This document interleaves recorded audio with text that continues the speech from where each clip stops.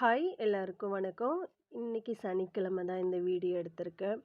காலையிலே டிஃபனுக்கு plain noodles தான் பண்ணியிருந்தேன். நூடுல்ஸ் வாங்கி ரொம்ப நாளாக இருந்தது. காய்கறி கரெக்டாக இல்லாததெல்லாம் பண்ணாமலே இருந்தேன். பசங்களும் நூடுல்ஸ் செய்யுங்க செய்யுங்கன்னாங்க.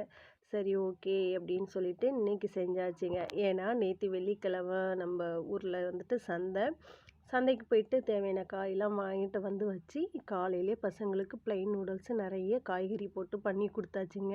ஹோட்டல் ஸ்டைலில் இல்லைனாலும் ஏதோ சாப்பிட்ற அளவுக்கு நல்லா தான் இருந்தது. சாப்பிட்டு முடிச்சுட்டு நம்ம எப்பயும் போல் வயலுக்கு வந்தாச்சு. நம்மளை நம்பி ஒரு 6 ஜீவன் இருக்காங்களே, அவங்கள பார்த்தே ஆகணும். நம்ம சாப்பிட்றோமோ இல்லையோ அவங்களுக்கு வந்து கொடுத்துடணும். அது இல்லாமல் 2 மாடு சென மாடு இன்னும் எப்படியும் 10 15 நாளைக்குள்ளே 2 பேருமே கன்று போட்டுருவாங்க. இந்த கொய்யா கன்னெல்லாம் எதுவுமே நாங்கள் நட்டு வைக்கல. சுற்றி 100 கன்று வச்சுருக்கோம் பார்த்தீங்களா, அதுலேருந்து சாப்பிட்ட குருவி மாடு எல்லாம் சாப்பிட்ட எச்சத்துலேருந்து விழுந்து நிறைய முளைச்சிருந்தது.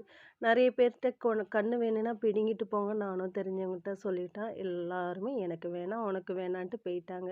அதனாலே இந்த வயல் ஓட்டாமலே இருந்தது. மாட்டுக்கு வேற தீவன பயிர் விதைக்கிறது பத்தலை. அதனால இது ஓட்டி விதைக்கலான்னு பார்த்தா இவ்வளோ கன்று இருக்கே, ஓட்டி வேஸ்ட் ஆக்கிறதாங்கிற மைண்ட் செட்லேயே நாங்களும் இருந்துட்டோம்.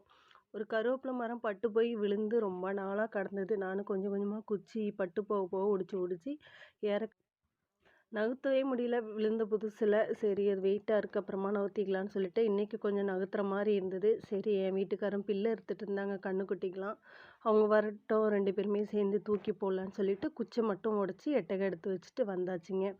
வாழை மரத்துங்கன்னா பார்த்தீங்கன்னா இவ்வளோ மோசமாக இருக்க காரணம் நம்ம குரங்கு வேலை தான். ஒன்றுத்தையும் விட மாட்டேங்குது. முருங்கைக்கீரை, வாழை மரம், பப்பாளி இலை எதையுமே காய்க்க விட மாட்டேங்குது. நம்ம வீட்டுக்குன்னு ஒன்றும் வளர்க்கவும் முடியலைங்க.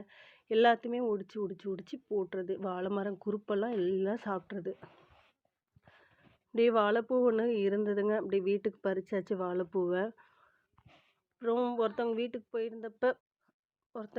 போயிருந்தோம். அவங்க வீட்டில் வந்துட்டு வல்லாரைக்கீரை வளர்த்துருந்தாங்க. அப்படியே 2 3 பறித்து நம்ம தோட்டத்துலேயும் வச்சாச்சு. வீடியோலாம் பிடிச்சிருந்தா மறக்காமல் லைக் பண்ணிவிட்டு சப்ஸ்கிரைப் பண்ணிவிட்டு பாருங்கள்.